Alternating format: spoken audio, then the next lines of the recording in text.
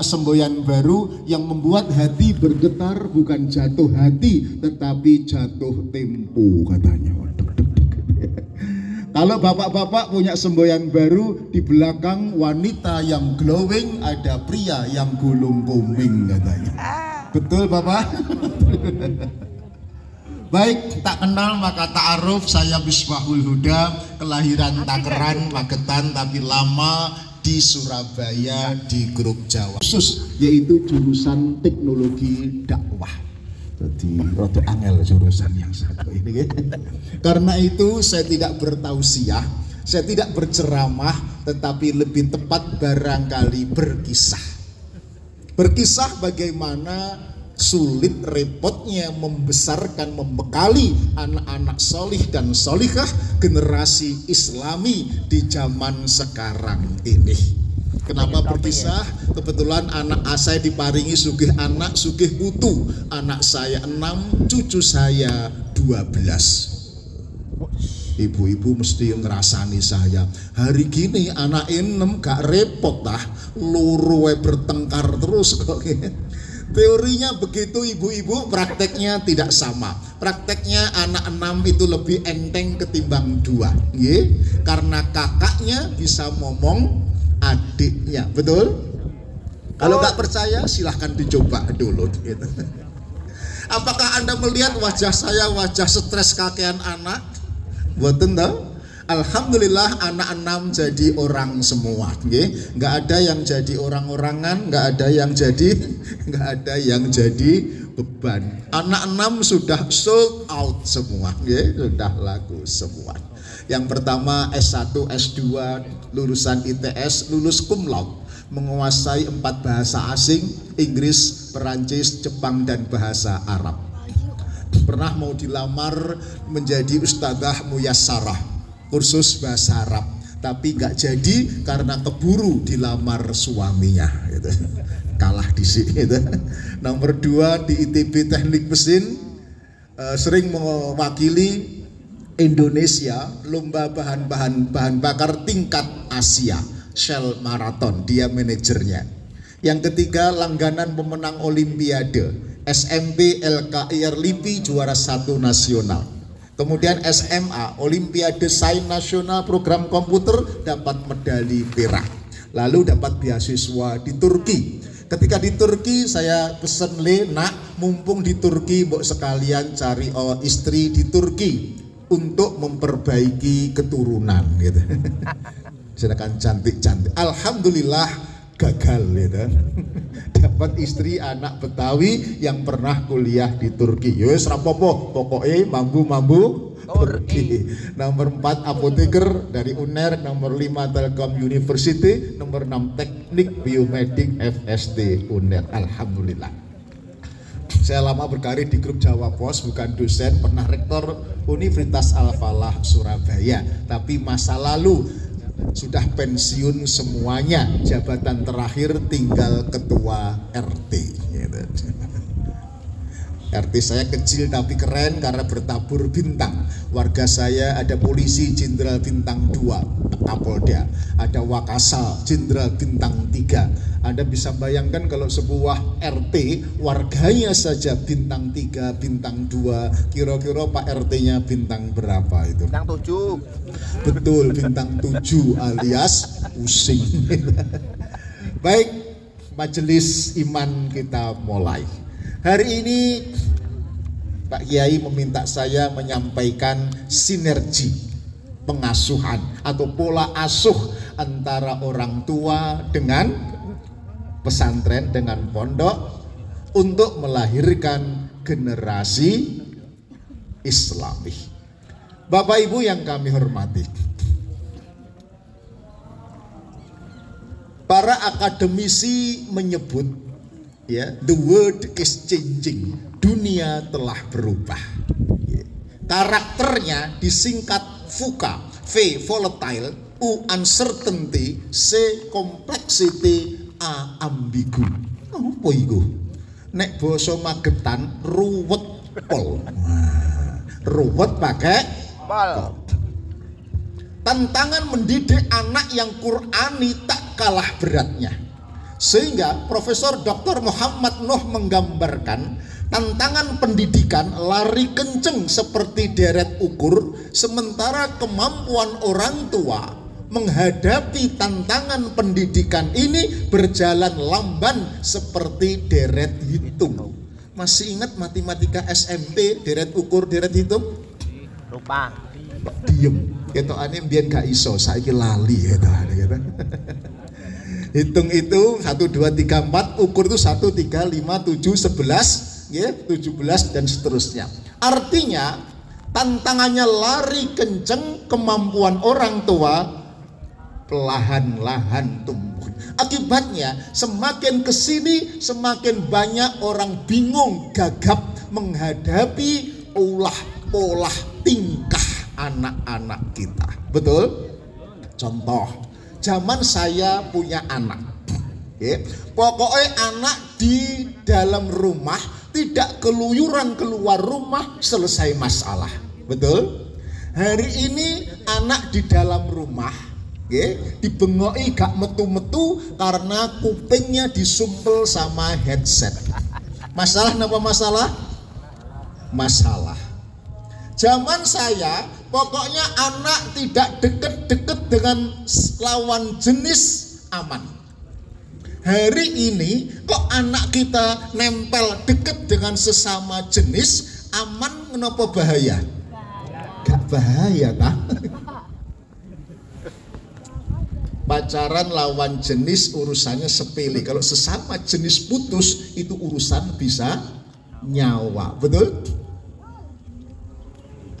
Zaman kita ketika ditutuk, dipukul oleh guru ngaji, oleh Pak Kiai, oleh guru, pulang lapor bapak, dibelani nopo ditambahi. Loh sing buanteri ketok mbiyen iki ditambahi ketane nggih.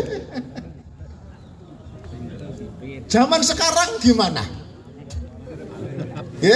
Kok murid dipukul sama guru, lapor wong tua, lapor polisi, gurune masuk. Ini agak besar.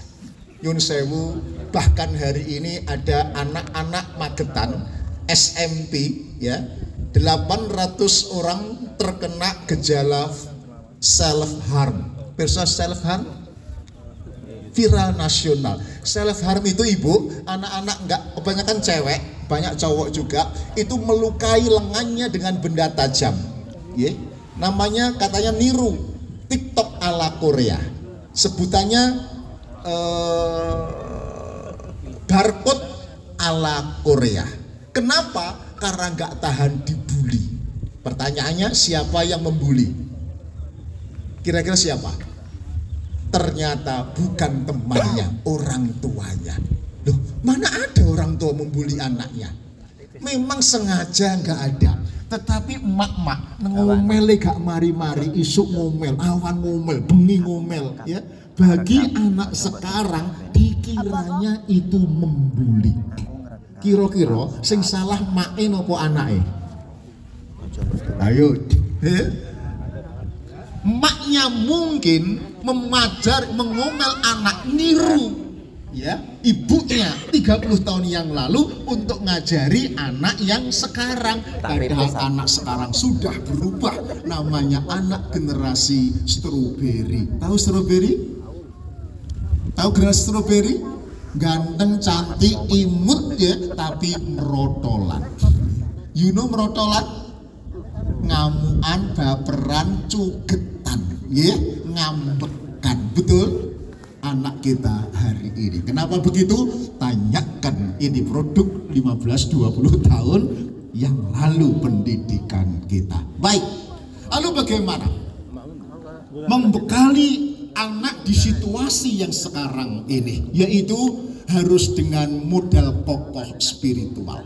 Tak cukup hanya material, modal finansial, ataupun pinter secara intelektual. Bapak Ibu, boleh saja anak-anak kita cerdas intelektual, kaya finansial, matang emosional, ganteng atau cantik secara fisikal. Tetapi kalau tidak kokoh spiritual, anak kita belum tentu lolos melewati ujian kehidupan ini. Sepakat? Kok sing mburi gak patek setuju? Setuju? Contoh, Bapak Ibu, yang ketangkep korupsi, ya, yang ketangkep polisi karena korupsi, itu orangnya pinter atau pinter sekali? Orangnya kaya nopo kaya pol? Mengapa kok masih korupsi? Kurang nopo? Betul, kurang ajar gitu. Yang kedua, kurang kokoh spiritual. Betul? Lalu apa spiritual itu? Adalah kemampuan menghadirkan Allah. Tidak hanya ketika anak di masjid dan di musola, tidak hanya ketika anak umroh atau puasa, tetapi Allah hadir di mana saja, kapan saja, lagi apa saja. Ayatnya, idza sa'alaka ibadi anni fa inni qarib. Apabila hambaku bertanya tentang aku, katakan Muhammad, aku hadir pun dekat. Karena itu Rasulullah bersabda, orang yang pinter sak temeni pinter, cerdas sak temeni cerdas adalah al-kaisu atau ad-dakiyu mandana nafsahu wa amila lima ba'dal maut. Orang yang dana, iso ngrekso, menjaga diri dan amal perbuatannya untuk orientasi hidup setelah mati, bukan hanya untuk di sini, saat ini, di depan ini. Ya, itu cerdas menurut Nabi. Dan itu Bapak Ibu, kematangan spiritual itu diajarkan di Pondok Al-Jahro ini. Sepakat?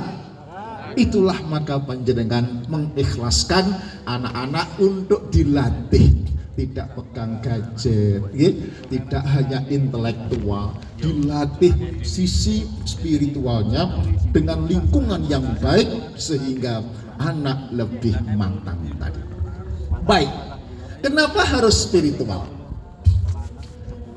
Orang yang matang spiritual implikasinya menjadi anak-anak masa depan yang kokoh, pede, matang, ya, tatak menghadapi tantangan masa depan serumit apapun. PD-nya bukan sombong, aku kok boten. PD karena punya backing Allah yang maha sempurna dengan Asmaul Husna. Bapak Ibu, hari ini punya dekengan orang pusatnya kemelintini gak karu-karuan. Mobil ditulisi dekengane pusat, betul? Sito ae dekengane orang dalam, betul? Kita ini punya dekengan Gusti Allah yang maha sempurna dengan Asmaul Husna. Kok gak pede? Ada something wrong dalam keberimanannya. Meskipun panjenengan zikir pakai Asmaul Husna, pakai tasbih sampai merotoli trok gitu ya. Lah kok punya Allah gak pede? Gitu? Ada yang salah. Lisannya menyebut asma Allah, hatinya gak nyambung. Joko sembung naik ojek, gak nyambung cek blas gitu. Nah, kehadiran Allah ditanamkan di sini dengan cara anak dilatih pada usia belajar. Ciri spiritualitas itu mandiri belajarnya, mandiri akhlaknya, mandiri sosialnya. Gak ngamplengan, gak tukaran, tepo seliro, kemudian tidak saling membuli, menghormati, sapa, salam, santun. Itu semua bagian dari kematangan sosial, finansial, ya, dan juga kematangan spiritual.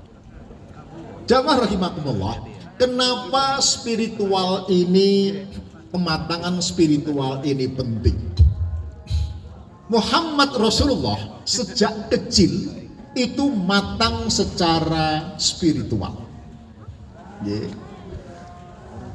Muhammad kecil umur 6 tahun sudah jual jasa gembala kambing, betul? Bukan kambing pamannya, kambing tetangga, ratusan puluhan untuk upah tak seberapa demi membantu ekonomi pamannya yang tidak terlalu kaya. Usia 12 tahun lulus SD, Muhammad sudah ikut berdagang bersama pamannya ke negeri Syam. Syam itu bukan pasar sayur Magetan ya. Syam itu 1000 km dari Mekah naik unta 1 bulan, PP 2 bulan, lengkap 3 bulan. Masih lulus SD. Umur 17 tahun lulus SMA sudah menjadi fund manager regional trading company. Bersama dititipi dagangannya Bunda Khadijah sampai Irak, Iran dan Syria. 25 tahun sudah menjadi saudagar yang kaya raya. Buktinya ketika meminang Khadijah Al-Kubra, mas kawinnya 12 ons emas dan 20 ekor onta merah. Kira-kira 1,5 miliar lebih.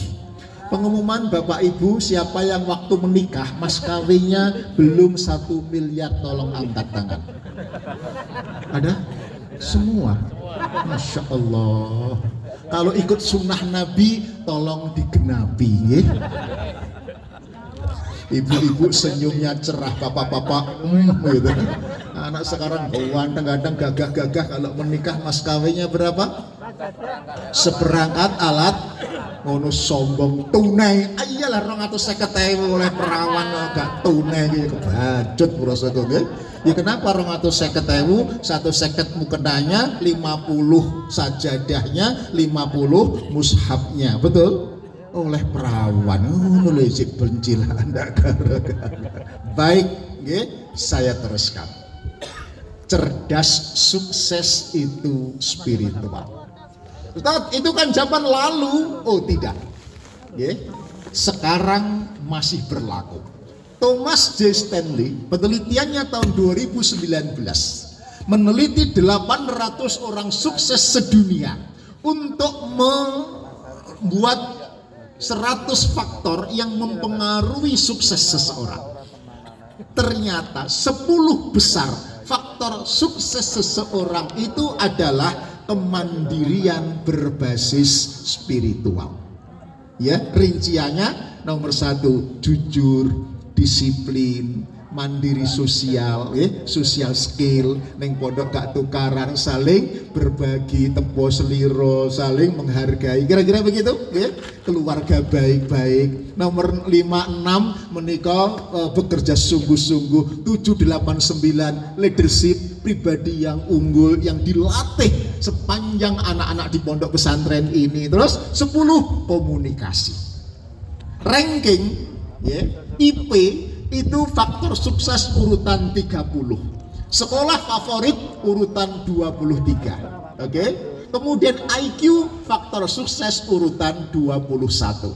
Artinya Bapak Ibu, kalau anak kita sekolah gak ranking, ya, sekolah gak favorit, kuliah gak favorit, IQ-nya gak tinggi, dunia belum kiamat. Setuju? Kok gak patek mantuk kan ya Pak? Setuju? Ketoke gak patek percaya, makanya takoke ranking terus saja.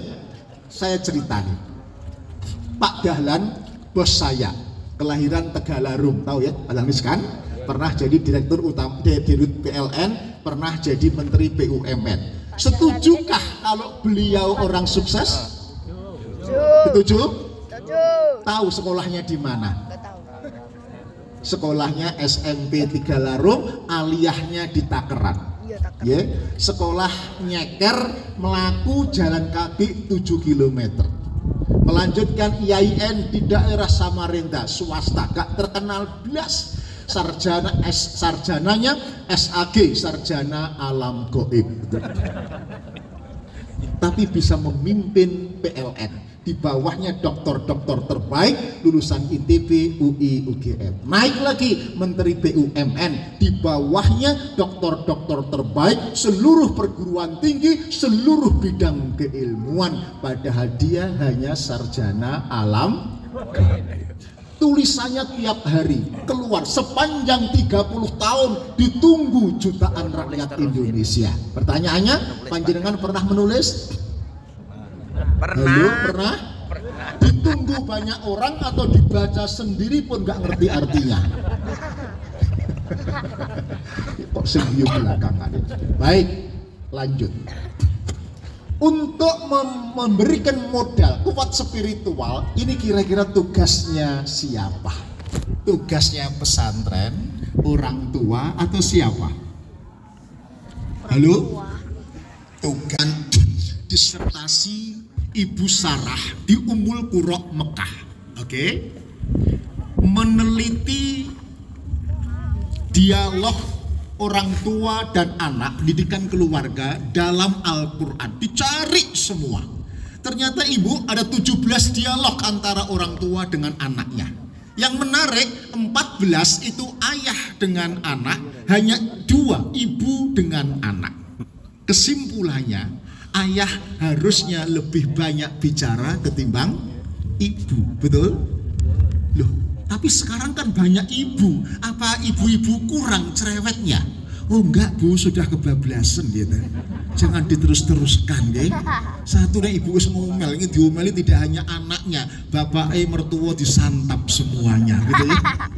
Yang kedua, kenapa jangan banyak-banyak? Cerewetnya ibu itu tidak ada wibawanya di depan anak, betul? Gak direken, betul? Ngono ya diterusin aja gitu ya. Contoh, ibu membangunkan subuh di rumah ya, waktu SD dulu, subuh ya. Anaknya sudah duduk, maknya pergi geblak lagi, betul? Balik dia subuh ya, sudah duduk, maknya pergi geblak lagi, betul? Ya, udah begitu istri saya biasanya bah anakmu bah, kok anakmu gitu, anaknya wong loro kok anakmu gitu. Artinya ibu angkat tangan, ayah harus turun tangan. Kalau saya sudah pakai baju takwa, pakai peci, ayo nak ke masjid ikut abah, ya antar abah, pakai mobil boleh, pakai motor boleh, langsung berdiri kamar mandi berangkat. Kenapa kalau ayah yang mengajak segampang itu, kalau ibu kok sesulit itu? Satu, karena ayah memberikan contoh, mengajak tidak perintah. Yang kedua, karena suara ayah itu ada wibawa, ada harisma.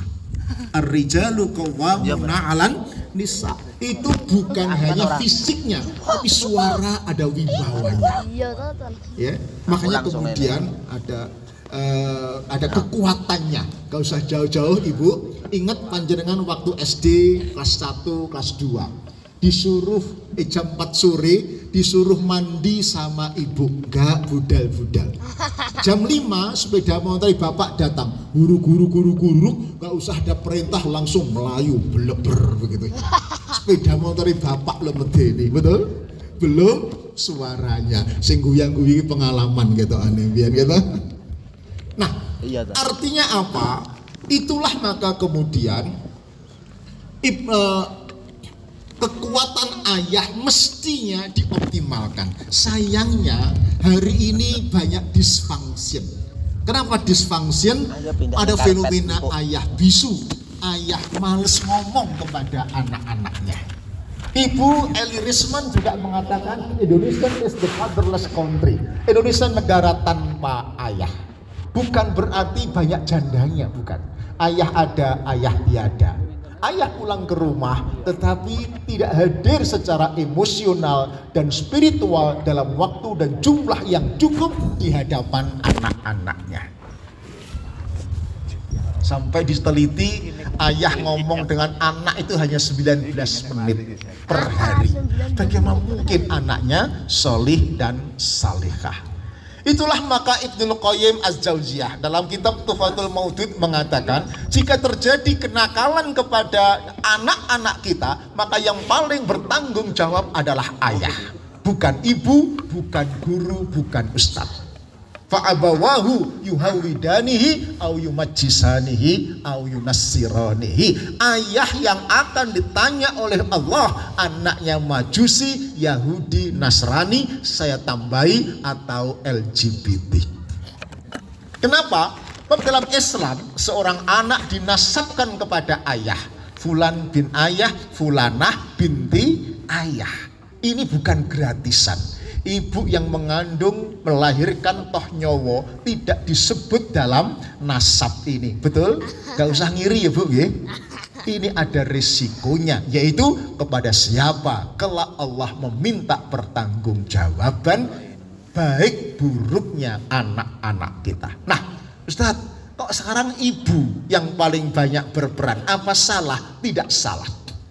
Ayah boleh berbagi tugas kepada ibu, ma titip anaknya ya, aku tak golek duit. Boleh? Boleh? Boleh berbagi peran, tapi tidak bisa take over tanggung jawab. Nek ono opo-opo nih ayah yang ditanya oleh Allah. Ayah bunda sibuk, lalu anaknya dititipkan di pesantren Al-Jahra. Boleh? Boleh? Boleh. Itu berbagi peran. Nek ono opo-opo nih ayah yang akan ditanya oleh Allah Subhanahu wa ta'ala. Ateges orang tua nggak bisa pasrah bongkoan kepada ustadz atau ustadzah. Betul? Masio panjenengan bayar double nggak bisa pasrah bongkoan. Apalagi nek bayare telat terus gitu. Itu tambah nemen gitu. Nggak bisa. Ibu ngapunten, bisa membedakan antara berbagi peran dengan tanggung jawab. Kira-kira mekaten. Panjenengan inget stadion Sion Sewu, Kanjuruan di Malang, masih inget ya? Masih. Yang mematikan 300 supporter, ingat? Ya. Yang dipecat siapa? Dari kalangan penegak hukum, yang dipecat siapa? Yang dipecat Kapolres, betul? Meskipun Kapolres tidak ada di tempat. Maksudnya tugas peran boleh berbagi kepada Satpam, Polsek, Satpol PP atau Hansip boleh. Tetapi nek ono opo-opone ya Kapolres dipecat. Bapak boleh titip kepada ibu berbagi peran kepada sekolah, tapi nek ono opo-opone ayah dipecat. Loh, dadi apa itu? Sing ngeyel kawin neh ngawur ae. Urusan kawin kabeh, urusan pertanggungjawaban di hadapan Allah Subhanahu wa ta'ala. Kembali itu Qur'annya begitu, itu hadisnya begitu. Maksud saya mendudukkan panjenengan di sekolah ini berbagi peran, tetapi kalau ada apa-apa tanggung jawab tetap ayah dan stafnya, manajernya, bendaharanya adalah pada para ibu, para bunda. Oke? Karena beban berat tanggung jawab inilah maka perlu sekali lagi sinergi bersama antara orang tua dengan sekolah, dengan pesantren terkait menapa menika pendidikan anak-anak kita agar menjadi generasi yang Islami ini. Ibu, bapak, sinergi ini tidak hanya menyangkut napa nggih uang, tetapi yang pertama niat doa. Anak-anak kita keikhlasan orang tua. Anak-anak kita sudah ikhlas di sini, maam seadanya, tidur seadanya, sederhana, betul? Yang ketiga tanpa pegang gadget.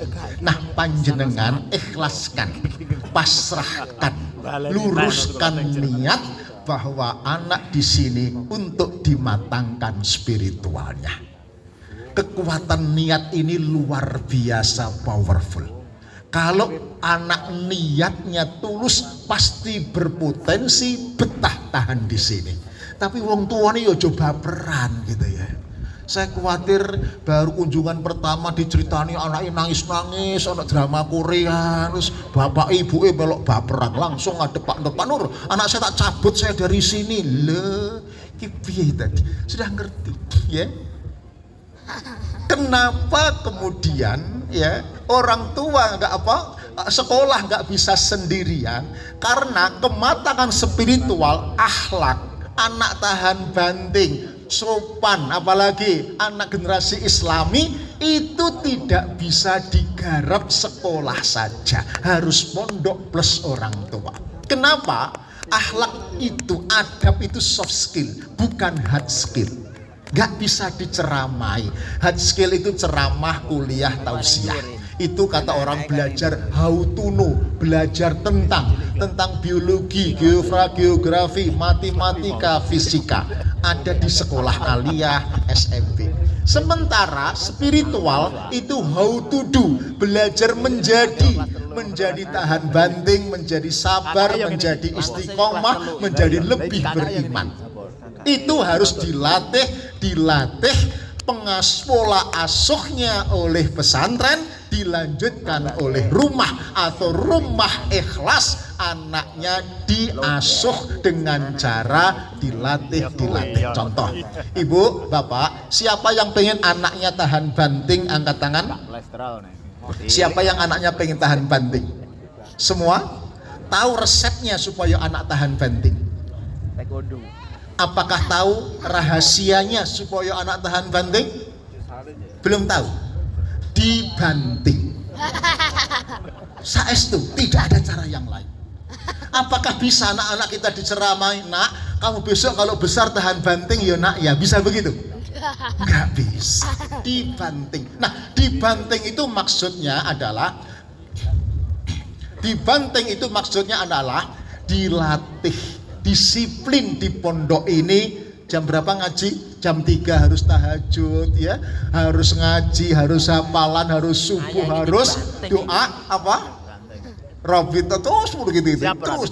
Nah, itu yang kemudian dibanting sesuai dengan perkembangan usianya. Jadi kalau anak-anak nanti tangisan, aku juga ini sekali lagi orang tua harus ikhlas. Jangan melok-melok baperan. Wis mulai ning kono kene jangan gitu ya. Itu udah di mana-mana begitu. Ikhlaskan bahwa untuk bisa anak tahan banting dibanting, untuk survival harus dilatih dengan berbagai kesederhanaan, kesulitan dengan apa adanya. Kok rapatek percaya gitu. Satu lagi, nyun sewu. Bapak ibu sekarang orang-orang sukses, ibu-ibu orang-orang hebat, sukses semua. Saya tanya, dulu waktu muda hidup panjenengan soro nopo soropol? Nopo pol soro? Sekitar itulah. Itu yang membuat panjenengan survive, tahan banting, unggul, menang menghadapi kompetisi ekonomi sosial sekarang ini. Betul? Nah, anak kita pernah dibanting-banting nggak? Ini persoalannya. Anak sekarang banyak dimanja. Sekolah diterki numpak mobil, turun dari mobil tasnya dibawakan sampai pintu bergerbang, melebihi Pak Harto lah kira-kira. Anak ini mau jadi apa kira-kira? Maka ikhlaskan, ikhlaskan. Anak-anak dididik dengan pola disiplin, sederhana, kadang ketat, kadang dihukum. Percayakan kepada sekolah, dihukum gak dipateni loh. Ya, dan saya yakin guru-guru tidak akan memukul anak-anaknya. Ya, dene ono tukaran, ya tukaran gampang lah. Oh, kadang-kadang anak tukaran sore sudah selesai, ibu sing 2 wulan gak mari-mari. Ini mana sih gitu loh. Udahlah, Pak, niatkan, pasrahkan untuk ini. Nah, teknik sinergi yang gampang ibu, bapak, jenengan titip anak berapa? Paling enggak 3 tahun sampai 6 tahun, betul? Mbok iya diendangi, nyun sewu. Jenengan titip mobil neng pasar, neng terminal atau di airport Juanda. Sak wulan, kira-kira kuwatir napa mboten gak diendangi? Kuwatir nggih, kok spione ilang, mobilnya beret gitu nggih. Sak wulan napa? Kuwatir. Nah, panjenengan titip anak di pondok ini 6 tahun, 3 tahun ya. Kira-kira pantes napa mboten nek diendangi ya sak wulan pisan.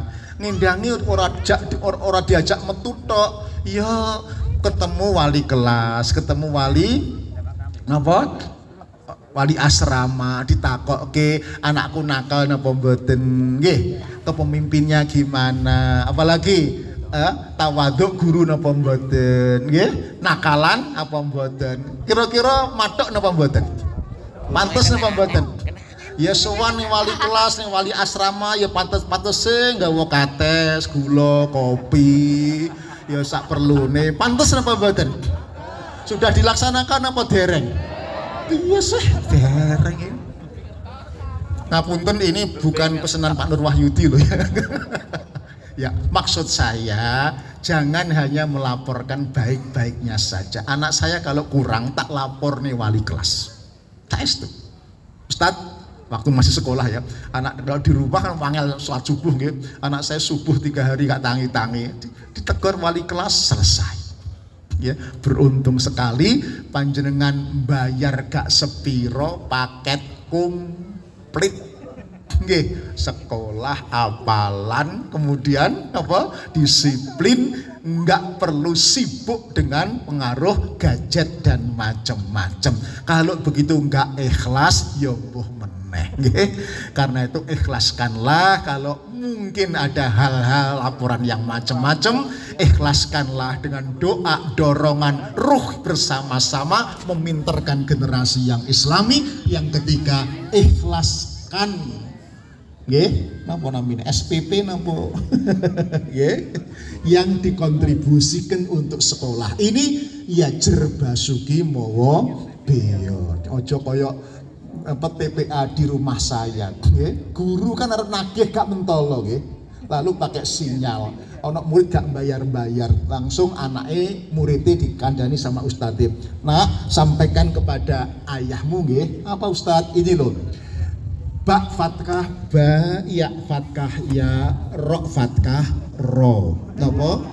Bayaro. Terus wong tuane gak kalah pinter. Nak, lapor kepada ustadz. Apa Bapak? Sot fatkah so, ba fatkah ba, ro fatkah ro, sobaro gitu. Bulan belani nganti ping 3 ngenten gruwegeten gurune dirubah. Wis ngene nak, rubah pesen terakhir kepada bapakmu. Apa Ustad? Bak domah bu, ya fatkah ya, ro fatkah ro. Napa? Buyaro. Anake pinter kok ora gelem ragat belas iki karep iki piye ngene. Terakhir Bu, ada pesan bahasa Jawa.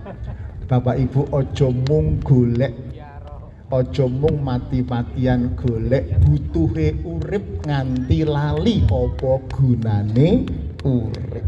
Gunane urip panjangan berkeluarga, ini fungsi regenerasi. Apa? Menjadikan generasi Islami, generasi Qurani, bukan hanya reproduksi. Bisa bedakan?